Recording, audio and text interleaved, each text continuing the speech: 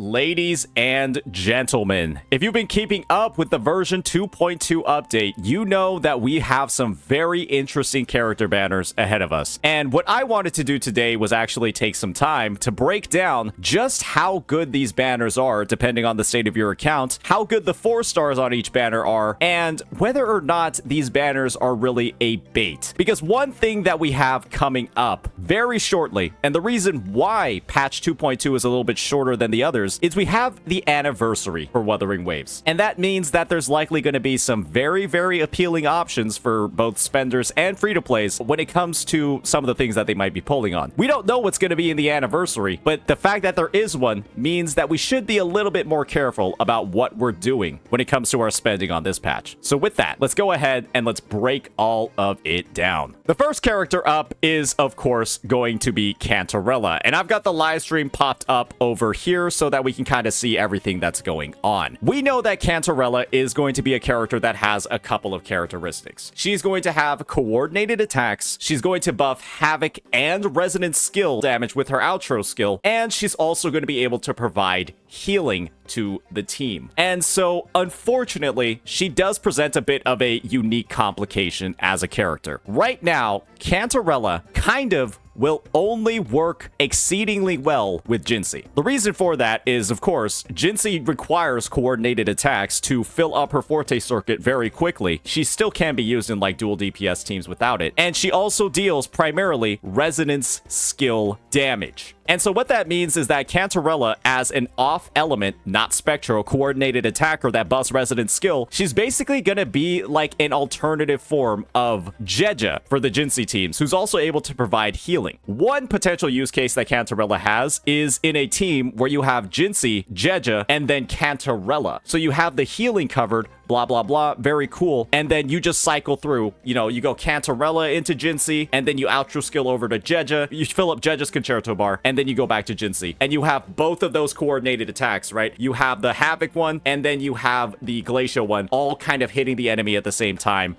And through that, you're going to be charging up this Forte circuit because Jinxie is going to gain additional charges of incandescence. She's going to gain those additional charges from coordinated attacks that you're seeing down here. Unfortunately, this also means that with how Cantarella buffs Resonant skill and Havoc, she's not really going to have that many other uses on the roster. Because Rosia, who's somebody, right, that might be buffed by Cantarella, deals primarily heavy attack damage. And then Camellya, another character that might be buffed by Cantarella, primarily deals basic attack damage. And so Cantarella doesn't really fully buff either of these two units, who are kind of like the premium options. And unfortunately, what that means is that they're only going to be benefiting from, using Rosia's outro skill as an example, only a 20% Havoc damage amp. And if that's the only thing that Cantarella is going to be buffing for these characters, she is literally actually worse than Dan Jin as a Havoc buffer for those units. She's actually worse than Dan Jin, who just has a straight up 23% Havoc damage amp. Not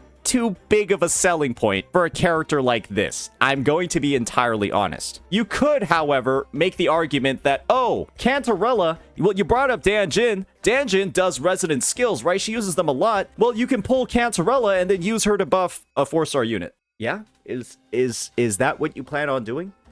You plan on pulling Cantarella, a 5-star limited unit, to primarily buff a 4-star character? Okay, sure, you can do that, I guess, but I mean, Jinxie is still going to be better, and Jinxie is kind of the only 5-star unit that really is able to fully leverage Cantarella's kit. You could also say, oh, well, what about Havoc Rover? I'm going to be honest here. Most of Havoc Rover's damage is 100% on their liberation and their basic attacks if they're being used as a carry. They're being used as sort of like the main DPS in the team. And let me just see over here. What is their enhanced skill called? It's called Life Taker. Let's see what Life Taker's damage scaling looks like. Not bad, right? It's like around 400% at level 8, and then 4 ticks of 8.59% damage. The unfortunate thing is that Havoc Rover has insanely high cooldowns on their resonant skill, and that means you can cast in one rotation kind of like one of these and then one of these. It's a decent amount of buffing, but it doesn't compare to the massive fucking burst that you're gonna find on the Resonance Liberation, which is just, it's higher than both of those combined. And I would say it's definitely usable, but Rosia is already a better buffer because you're using these basic attacks way more, like I mentioned before, when they're being played as the main DPS. And while Cantarella does have the healing, you have to also factor in that Rover is kind of just a free unit. Rosia works better, or probably will work better, and then Dan Jin is also a surprisingly good option for Havoc Rover too. And the end result is that Cantarella kind of has only one premium team where she noticeably outperforms the other options, and that is just going to be with Jinxie. She's one of the most tailored limited characters in the game currently. And when there is a Havoc damage dealer that scales with resonance skill damage, she's gonna have a lot more value. But that character isn't in the game. That character is not in the game. And I'm gonna be honest, one of the worst things, or one of like the lowest value things you can do in a game like this, is pull a limited character, hoping and praying that they're gonna synergize with the future release. You don't know when that next Havoc resonance skill character is even coming. And we've already had a bunch of Havoc characters released. And with her buffing Havoc and resonance skill damage, she kind of doesn't even have a premium unit that she's going to be working with in the present. And if that's a character that you want to pull right now, go for it, right? There's nobody stopping you. She is mommy after all, but just know that meta-wise, you're not going to get a huge amount of mileage out of her unless you have Jinxie. And she does perform exceedingly well, or she probably will perform exceedingly well with Jinxie. But if you're trying to get the most bang for your buck, I would suggest waiting for this character's rerun. I'm going to be entirely honest. The other thing, when it comes to this banner in particular, that kind of encourages waiting for a rerun, is kind of how dog shit some of the 4-star units are. Let's be real here. Qixia and Yanwu are kind of just like, they're okay. If you're somebody that likes soloing content, sure, Qixia is like really interesting, but even at S6, Qixia is like not that good of a unit in pretty much 90% of teams, and Yanwu is just an absolute joke. And the thing is, if you're pulling copies of Yanwu, like maybe getting his shield is okay, but it's just not really that good. The only actual like good 5-star or the good 4-star unit that's on this banner is Dan Jin. But if you're trying to pull for Cantarella, you're probably not going to use Dan Jin, because Cantarella is going to like fill the role that Dan Jin is probably serving on the teams. Unless you plan on using Dan Jin as a main DPS that gets buffed by Cantarella. That could be an interesting thing that you could look out for. But meta-wise and like strength-wise, I don't really think it's that particularly good. And so I have to say, at least in the present, this character is not going to be that strong. Pull her if you want her, but she is kind of a bait. And it's not because of her kit. It's not because of her personal strength. It's the fact that she won't really have a good partner to use her with. Unlike Rosia, who had an amazing partner in Camellya, right? Or Jeja, who has an amazing partner with Carlotta. That sort of synergy just isn't there. And again, unless you want Jinxie's premium team, I suggest skipping her. But if you do really like Jinxie, she's going to be a great choice. Now, let's move on to Cantarella's weapon. So, as we all know, Cantarella's weapon did have a couple of slight leaks in the trailer. It is going to be scaling with critical damage. And so there was like one particular frame in like the quality of life page where they showed off some of the stats of the weapon. Let me just see here if I can find it. Apps. Okay, I'm a sniper. I'm a YouTube sniper. There we go. This is a critical damage substat. And so this is what Cantarella is going to scale with in terms of her weapon. She's going to be a bit more of a damage-focused rectifier user. And so with that in mind, going back to the weapon banners, this is going to be probably tailored towards Cantarella and what she's going to do. Unfortunately, it does come with one of the worst 4-star lineups I've ever seen. These have to be the worst overall 4-star weapons we've ever seen on a weapon banner before. It's Fusion Accretion, which is the Black Shore's weapon that grants energy. I think I actually have all these weapons, so I can show off for you just how bad they are. She's going to have Fusion Accretion, which is the weapon that gives you resonance skill, or that gives you energy upon using a resonance skill and increases your attack. This is basically just not that great compared to other options, especially in the 4-star class, like, of course, variation, and it's just not that great compared to some of the 5-star options you have. And so if you are looking for like, I guess, a really copium damage focused weapon, you could try this out, but it doesn't really have the best stats ever. And maybe it's an alternative if you don't end up pulling Cantarella's weapon, but I have these at level 1 for a reason. They're not particularly that good, and you can use it on a support, but variation's just going to be better the entire time. The next weapon is, of course, going to be Lunar Cutter, and holy moly, this weapon is dog shit. This is probably the worst weapon in the game, if I'm going to be entirely honest. It has like this weird stack system that just like breaks down. It builds up every time they're off field, or every time they're off field and then re-enter the field, and it has just such terrible stats that it's never really worth using on any character, especially when Emerald of Genesis is essentially free from the weapon box and has miles ahead, just a better effect in pretty much every single way. Leveling this up is, I'm gonna be real, it's kind of a complete waste of your fucking resources. A complete waste of your resources, and it will just result in like credit, talent level expenditures, like weapon skill mat usage that is just, you're gonna regret in the long run. So getting this weapon is kind of like pointless, and leveling it up is actively making your account weaker. So that's a piece of trash. The last one is Cadenza, and you might think, oh, Cadenza might actually be decent, because look at what Cadenza does. It's a concerto energy generating weapon. It makes you rotate faster. The thing is, this Cadenza does give the concerto energy, but if you're using Cadenza, you're not using static mist, which literally gives an incoming resonator a 12.5% attack buff, which is, for like meta performance and just clearing, is so much stronger than Cadenza, it's ridiculous. And with the number of standard pulls you can get, you could choose this from the UL45 banner or the UL45 box. This weapon is just kind of absolutely pointless. And yeah, the 12.5% is at R2, but at R1 it's 10. And that's still better than Cadenza. This one kind of doesn't have a use in the game. Unless we come out with like an outro-based healer or like an outro buffer that buffs the entire team, and they're like a support like Verena or Shorekeeper, and they just happen to use a pistol, that's maybe when Cadenza is going to be useful. But in the current state of the game, you're just using static mist 9 times, maybe 9.5 times out of 10 compared to Cadenza. And so many of these weapons that we're seeing on here are kind of just like foregone conclusions, and they're not very good at all. And so you're basically going to be pulling this weapon just to buff Cantarella severely. It is going to have critical stats and be damage focused, but that also means that, well, if you have Stringmaster is probably also going to be very good on Cantarella if she's damage focused, because this weapon has withstood the test of time and been good on pretty much every single rectifier DPS in the game. It basically has like 95% or higher performance compared to every rectifier DPS's signature. It's that good on Jeja, it's that good on Phoebe, and it's probably going to be that good on Cantarella. And the thing is, it's probably better to just save the pulls. Don't spend it on a weapon like this,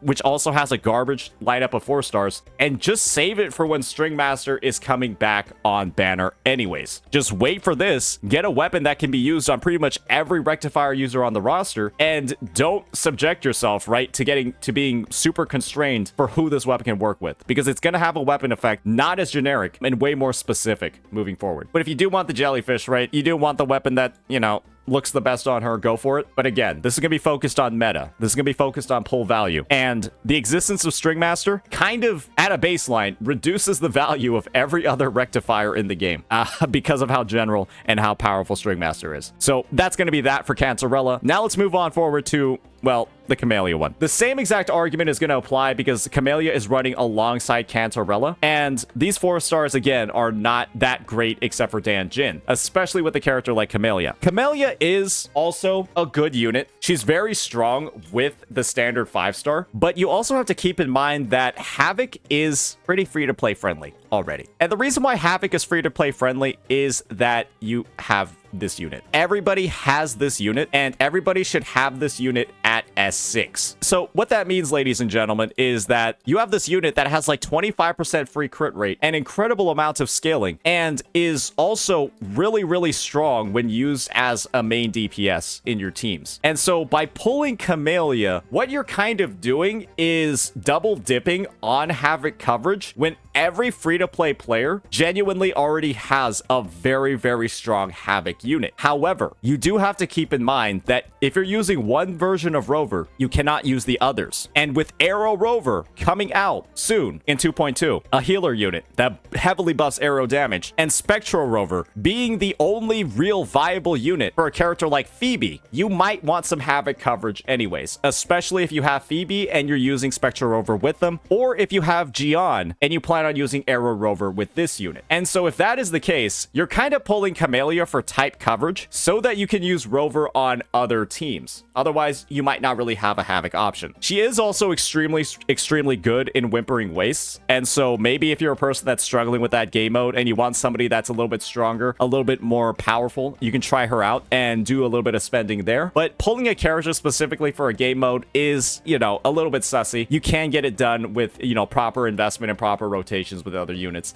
but she is a lot easier to use. The other thing that makes Camellya potentially a little bit higher value is how well she synergizes with a free unit like Sanhua. Everybody has this unit from the level up event that you get at the start of the game, and if you are looking for a place to really use her effectively, Camellya is the best overall unit to pair with Sanhua. So overall, she's strong, she's good in every game mode, but she isn't 100% super necessary because everybody already has Havoc type coverage. And so the main reason to pull Camellya meta-wise is to free up the free-to-play Rover to be used in other teams. It's a little bit sussy, but you can do it if you want to. Next up, you're gonna have Camellya's weapon banner. We've already covered how bad the 4-stars are, and I'm gonna be real here, Camellya's weapon is kind of one of the most specific in the game. It is usable on pretty much one other unit. It's like Brant's second best in slot when he's being used on Molten Rift, but otherwise this weapon is kind of just worse than Emerald of Genesis on pretty much every single character that isn't Camellya. So it's like Brant and Camellya will be the best users of it, and then Emerald of Genesis is better than this for pretty much every other sword user. There's a reason why you never see, like in showcases, like a Sanhua or a Yang Yang using this, and that's because this weapon, ladies and gentlemen, is so overtly specific and so focused on basic attack damage that it's just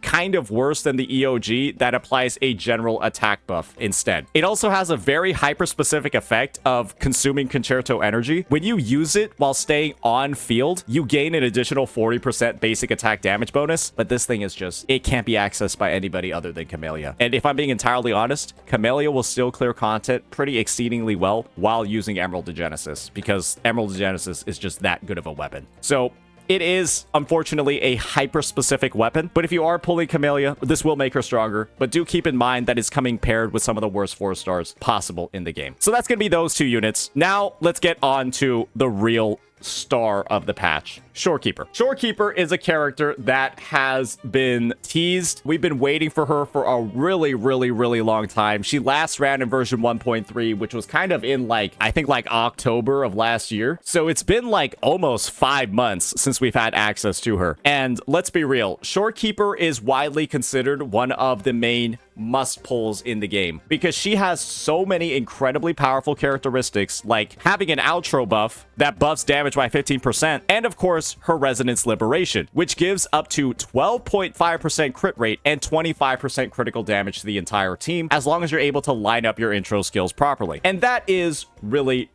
strong. She's typically seen as one of the best supports in the game as a whole and has been since she was introduced. However, one thing we have to keep in mind, ladies and gentlemen, is one of the big reasons for Shorekeeper feeling really strong is the fact that other healers kind of feel bad. Yohu, for example, is dog shit. Baija feels incredibly clunky, and Verena is pretty much always holding down the other team. Verena's really good, but you kind of need 2 healers or you need 2 supporters to be able to fill out every single side of your roster on all of the endgame content. And so Shorekeeper's role as like one of like the highly valued healers, right, where there's a small roster of, is potentially going to be diminished by the fact that Arrow Rover is releasing in 2.2 as well. Everyone's going to have access to them for free, and they also heal. And so some people might find that with Arrow Rover and the healing and the supporting that they're able to provide, they might not actually need Shorekeeper that much anymore. And so my suggestion is, this character is very strong. This unit is extremely good, but you also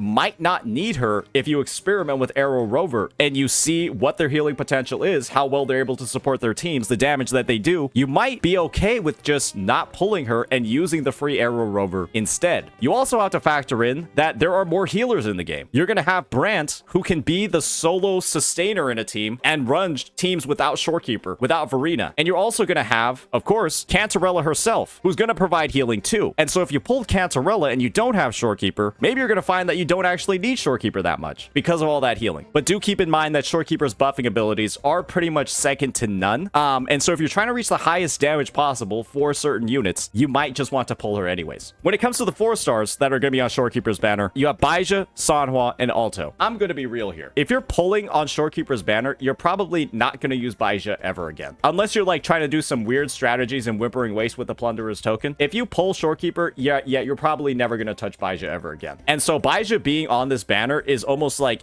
self-defeating. Because yes, you will get the copies of her, but you're never going to fucking use her. Sanhua, on the other hand, is extremely high value. And if you get her to S6, extremely strong in a very fair number of teams. Very versatile. Truly a W right over here. And Alto is one of the worst sequence node scalers in the game. I genuinely, like, let me just show you what some of his sequence nodes do. And you'll just be like, wow, this guy is kind of dog shit. His first one increases his crit rate by 8%, which is like interesting, but it only lasts during his very short duration Resonance Liberation. And the second part of his S6 increases his heavy attack damage by 50% when it passes through his gate. You guys want to know how much damage Alto's heavy attack does? That's a 74.88. This is level 9, by the way. It's 74.88%. That's going to get a 50% damage. It might as well not exist. It actually seems illegal how they even make a sequence node that scales off of this. What even is that? That's literally nothing. It might as well not exist. It's completely pointless. So we have that to sort of like deal with when it comes to Alto. When it comes to his other nodes, arrow damage bonus 25% is okay. And then he gets like more damage amp. If I were to be entirely honest, his sequence nodes are decent all the way up until S5, but his S6 is so unforgivably bad that it just brings down everything as a whole. If Alto had instead had like some sort of like 20% attack buff, like pretty much every other premium 4-star, 20% attack buff over here, and then of course 20% attack buff over here, he would feel a lot better, right? If he just had 20% attack after casting his Resonance Liberation. But instead, he's got some absolute garbaggio going on, and it just doesn't feel very great. It just doesn't feel very great to use him, like comparatively at S6 compared to those other units. So that's there. The 4-stars are there. Only real good one to get dupes of here is Sanhua. Everybody else is just a little bit middling.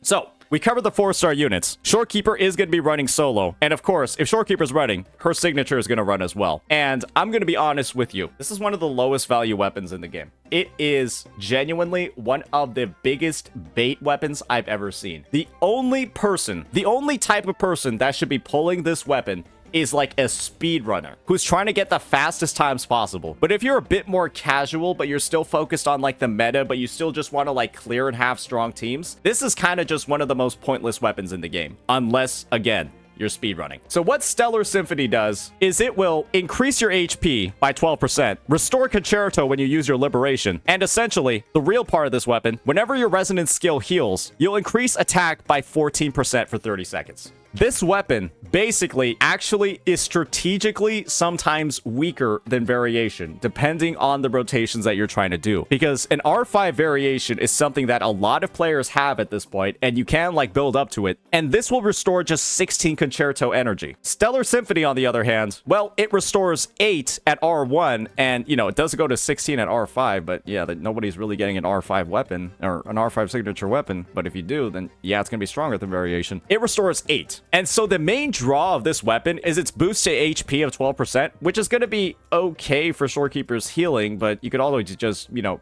dodge. It will increase her enhanced intro damage, but not by a huge amount. And it's also going to be a 14% attack buff. You might think, oh, wow, a 14% attack buff to everybody. That's amazing. Guys, a 14% attack buff is like, let me just show you an example. It's like 1.5 to 2 substats on an Echo. And if that's worth optimized bin maxing, if that's worth 80 pulls or like 70 pulls for you, go for it. But 1.5 substats to 2 substats worth of attack, I don't know if that's worth this many pulls. I don't know if that's worth this many pulls. Because this is the thing. It does give more ER than variation, but you're still able to easily reach Shorekeeper's ER cap with variation, as long as you're willing to just get like 3 to 5 ER substats on your Shorekeeper's echoes. And that's not like a crazy task to have if you're just trying to support with her. You also only need 230% ER on Shorekeeper to get the buff in the first place, because the fallacy of no return already gives 10% bonus ER to the resonator for 20 seconds. And then you also have 10% ER while her Stellar Realm is active from her second inherent. So I'm actually overcapped by 20% here. So I could lose 2 ER substats and still get the full bonuses for Shorekeeper's Stellar Realm. As you're starting to see, it's really not that high value unless you're literally trying to min-max your damage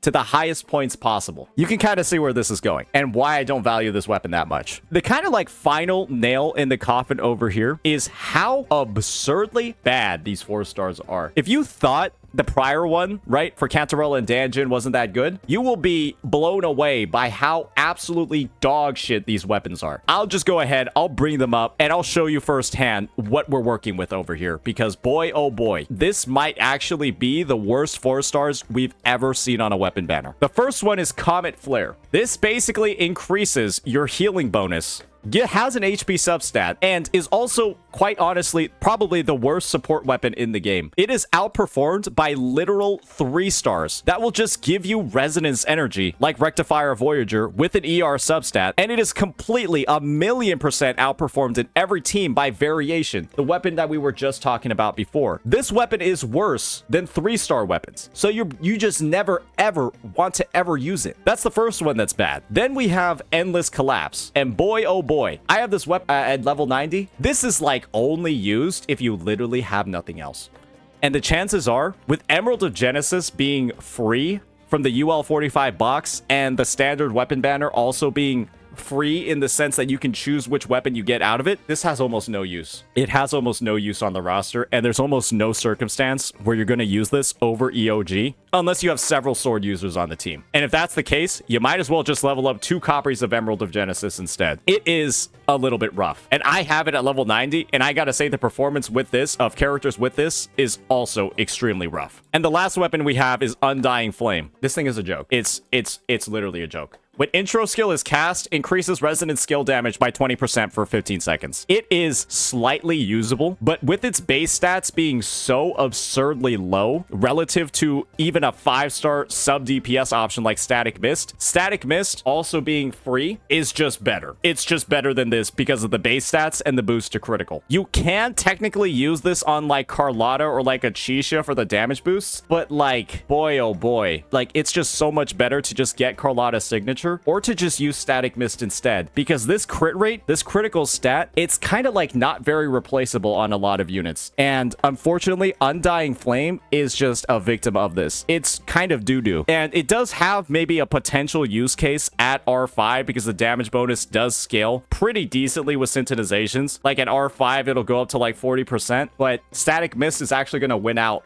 most of the time. And so with that, this is usable on one character at R5. You're probably not going to get it to R5 if you don't have any copies over, you know, the 70 to 80 pulls you're going to spend on this. This weapon itself is not really even that good, especially compared to variation, and it's only for like the min-maxers. The end result is that you probably, if you're trying to get the most bang for your buck and the most value, you just don't touch this banner. All you do is you pull Shorekeeper. If you don't have her yet, you pull Shorekeeper. You do not touch the weapon banner. That would be my strategy, because this is a complete bait and it will drain you dry of your astrite right before the anniversary. Throw maybe like a single 10 pull at it, see if you get lucky if you really want it, but otherwise, you don't need this. Nobody needs this thing. And there aren't any 4 stars on the banner that will justify pulling on it for fun. If variation was on this banner, I'd say go for it, right? Like tickle your fancy, build up all the pity that you want, because variation is just that good of a weapon, but there is no real incentive to do that here. And so the end result is that, well, depending on how you view all these different banners and the use cases of these characters, the only real must pull, I would say, and the only real like value value you're going to get is out of Shorekeeper in the long run for, you know, somebody that's really focused on value. She's going to be the most valuable banner in the patch, but you might not even need her depending on how well Arrow Rover does in your teams and team comps. So keep that in mind. Her value might actually go down depending on how good Arrow Rover is. And when it comes to Cantarella, like we've already said, she's probably better saved for a rerun. She's probably better saved for a rerun. But if you have a Jinxie and Carlotta, and that means that your Jeja is busy with Carlotta, you could potentially pull Cantarella so that Jinxie has a bit more of like a permanent partner. That would probably be the best use case for you there. But if you don't have a Jinxie, I'm going to be real, this character is probably not going to be doing very much on your account. And she's going to kind of be, she's likely going to be strictly worse than a lot of other units and a lot of other combinations. Camellya, if you want her, get her weapon as well. But do realize you already have a free-to-play option in Rover, who's exceedingly powerful. But if you want to free up Rover for other teams, because you have the Spectro variant that works with Phoebe, and then you're going to have the Arrow variant that's going to work really well with Gian and every other future Arrow unit, then yeah, you might want to pull her for like some future proofing in the long run. But otherwise, I would say it's kind of just Shorekeeper, and that's it. The rest of these other two are dependent on who you have already pulled on the limited character roster. And if you don't have Phoebe, you don't have Carlotta,